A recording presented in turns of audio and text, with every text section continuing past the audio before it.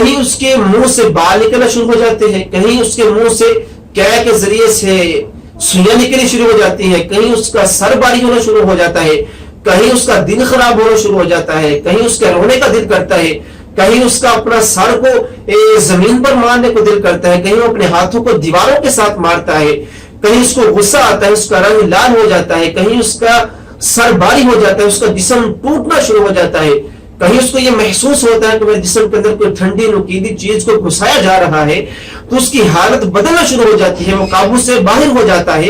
تو مجھے بتلائیے بھائی یہ کس بیماری کا نام ہے؟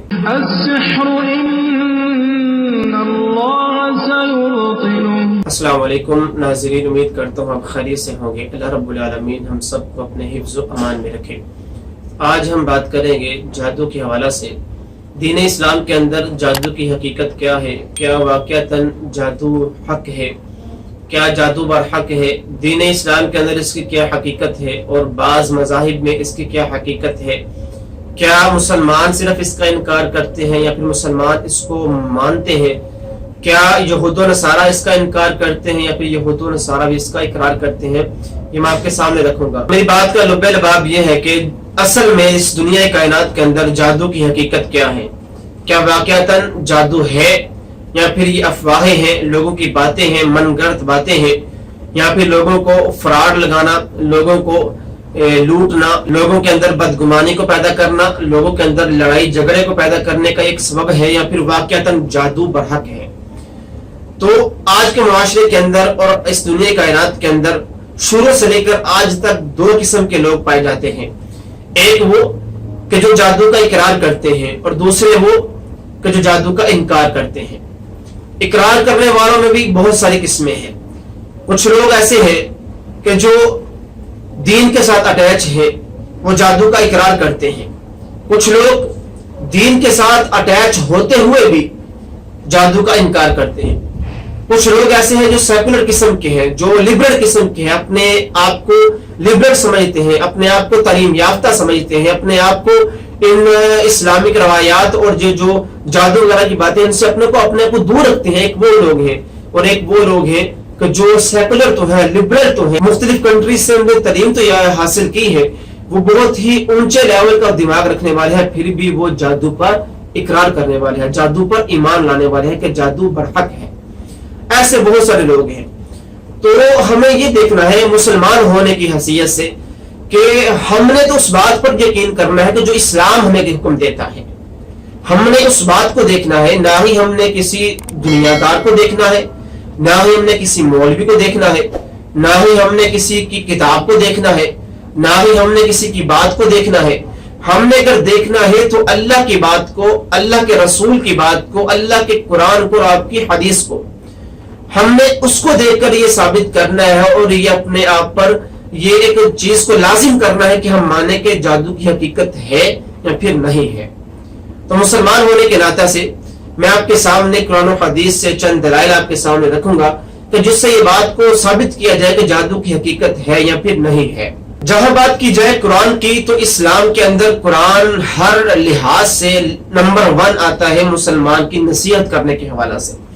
تو جادو کو بھی اگر دیکھا جائے تو ہمارا ایمان تو یہ ہے کہ جادو کی حقیقت اس دنیا کائنات کے اندر شروع سے تھی اور ابھی ہے اور رہے گی بھی، کیونکہ اللہ رب العالمین نے 63 جگہوں پر قرآن میں جادو کا ذکر کیا ہے، سحر کا ذکر کیا ہے. کہیں اللہ رب العالمین نے قرآن پاک میں جادوگروں کے انداز کو بیان کیا ہے اور کہیں اللہ رب العالمین نے قرآن پاک کے اندر سحر کے حوالے سے وعیدوں کو نازل کیا ہے.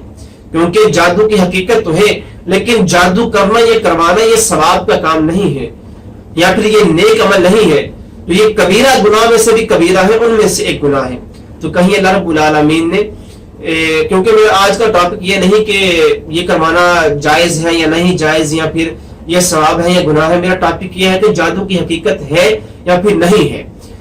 تو قرآن میں 63 جگہ پر اللہ رب العالمین نے جادو کا ذکر کیا ہے. اگر جادو کی کوئی حقیقت نہ ہوتی تو میرا یہ ایمان ہے کہ قرآن میں 63 بار تو دور ایک بار بھی جادو کا ذکر نہ آتا، ایک حرف بھی جادو کا نہ آتا، جادو کے حوالہ سے کوئی بات، کوئی ایک زبر پیش بھی نہ آتی. لیکن 63 مقاموں پر اللہ رب العالمین نے جادو کا ذکر کیا ہے، سحر کا ذکر کیا ہے.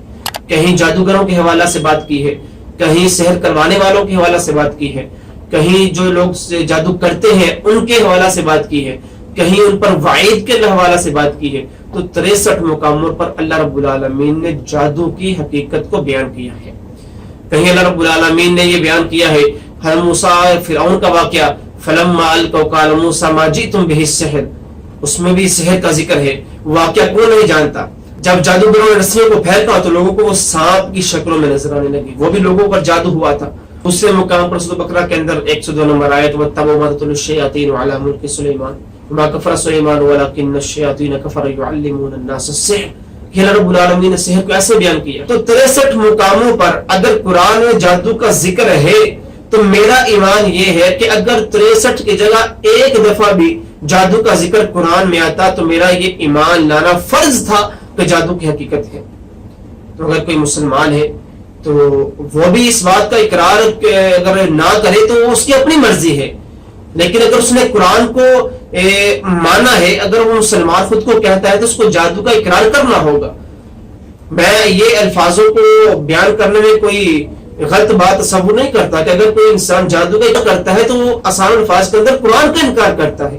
تو قرآن میں اللہ رب العالمین نے جادو کا 63 بار اگر ذکر کیا ہے تو وہ اس کی کوئی حقیقت ہے تو ذکر کیا ہے نا، تو اس پر ایمان لانا ہر مسلمان پر فرض ہے اور واجب ہے. اسی طرح اللہ رب العالمین نے قرآن پاک میں کیا ارشاد فرمایا وَلَا يُفْلِحُ السَّاحِرُ حَيْثُ أَتَىٰ، کہ جو بھی جادوگر ہے وہ کبھی فلاح نہیں پائے گا.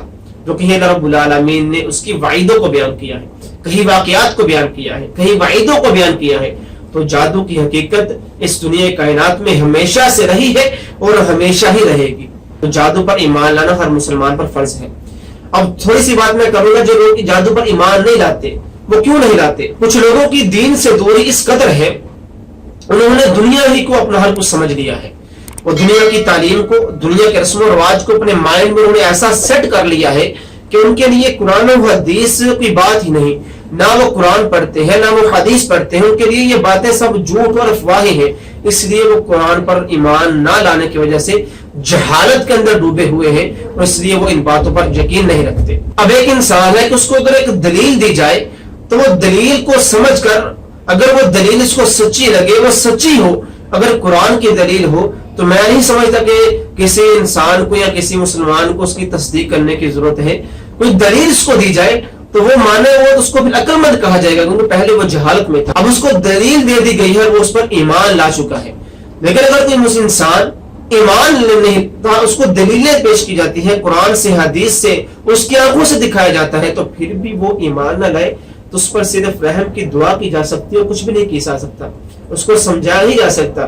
ایسا نہیں. اللہ نے قرآن پاک میں ارشاد فرمایا وَإِذَا خَاطَبَهُمُ الْجَاهِلُونَ قَالُوا السَّلَامَ، کہ جب تم میں سے کوئی جاہل تمہیں مخاطب کرے، غلط الفاظوں کے ساتھ بیان کرے، اس کے بعد دلیلیں نہ ہو، تو تمہیں صرف اس کو کوئی بھی کہنے کا مقصد نہیں، تم اس کو کہو السلام علیکم. اس جاہل کے ساتھ بات کرنے کا مزہ اور اس جاہل کے ساتھ بات کرنے کا فائدہ بھی ہوتا ہے کہ جو جاہل اپنی جاہلیت کو چھوڑنا چاہتا ہو، جو دلیلوں کو مانتا ہو، لیکن جو جاہل اتنا جاہل ہے کہ وہ کسی کے دلیل کو ماننا ہی نہیں چاہتا، تو اس کے ساتھ بحث کرنے کا کوئی مقصد نہیں بنتا. اب جو لوگ جادو کا انکار کرتے ہیں ان سے یہ سوال کرتا ہوں کہ مجھے بتائیے، آپ کہتے ہیں یہ صرف فزیکلی بیماریاں ہوتی ہیں، یہ جادو وغیرہ کچھ نہیں ہوتا، یہ مولوی حضرات ڈراتے ہیں یا پھر جو لوگ جادو پر ایمان رکھتے ہیں وہ ڈراتے ہیں، ایسا کچھ بھی نہیں ہوتا. تو میں ان سے ایک سوال کرنا چاہتا ہوں، میرا بہت ہی معصومانہ سوال ہے.